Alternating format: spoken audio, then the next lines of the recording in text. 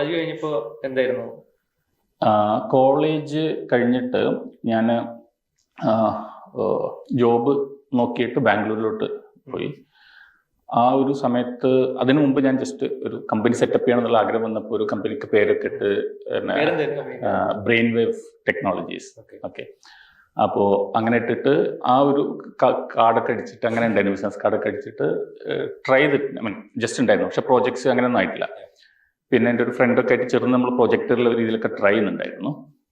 ആ സമയത്താണ് നമ്മുടെ ഒരു സീനിയറുമായിട്ട് മെൻറ്ററിങ് എന്നുള്ള രീതിയിൽ സംസാരിച്ച് ആളുടെ നിന്ന് അഡ്വൈസൊക്കെ എടുക്കാൻ പോയി.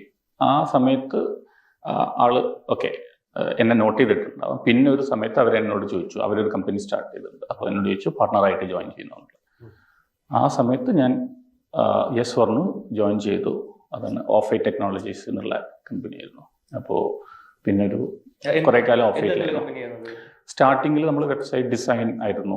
പിന്നീട് വെബ് ഡെവലപ്മെന്റ്, കുറച്ച് കഴിയുമ്പോൾ ഷെയർ പോയിന്റ് ഡെവലപ്മെന്റ് ഉണ്ടായിരുന്നു, മൈക്രോസോഫ്റ്റ് ഷെയർ പോയിന്റ് ഡെവലപ്മെന്റ്, അതുപോലെ business process management, automation, mobile app development, അങ്ങനെ UX റിലോട്ടൊക്കെ എത്തിയിട്ടുണ്ട്. അങ്ങനെ കുറെ ഏരിയാസ് കവർ ചെയ്തിട്ടുണ്ട്.